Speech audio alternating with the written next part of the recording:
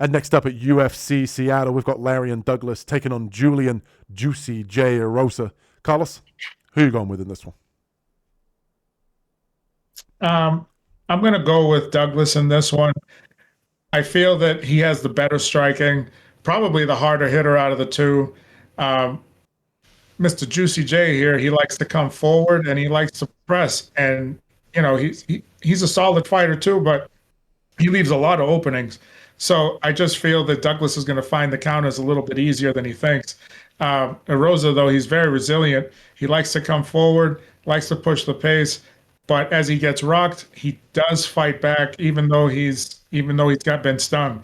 So I feel that Douglas, once he puts him on Queer Street, is probably going to end this matchup. Uh, Rosa's defense isn't the best. He leaves his head pretty much wide open as he's striking. And I feel that that's going to be the downfall, and Douglas is going to take advantage of that situation. Doesn't mean that Rosa's doesn't mean that he sucks. It just means that he got caught. Things happen. He leaves those openings. It's happened before. I feel like it's going to happen this night. So I'm going to take Douglas to get it done.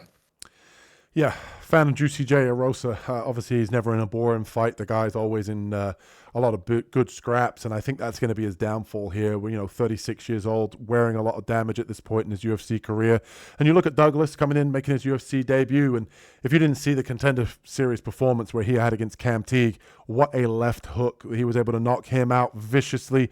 And the guy's got power in the hands, as Carlos mentioned. I think he's got very nice counter shots. He's very measured on the feet. It's not necessarily he's coming at you with combinations. He's just looking for his openings where he knows that he just has to touch and land the kiss of death. And he's got a rightful name here with Gunslinger as his nickname. And I think that's exactly what he is. He's a guy that wants to trade with you in the pocket, but he's just looking for that one kill shot. He doesn't have to land combinations. He doesn't have to land volume. He has a lot of power in the hands. I haven't seen too much in the way of his grappling. And we know with Erosa that he can mix in grappling, and I think that would probably be his best path to victory here.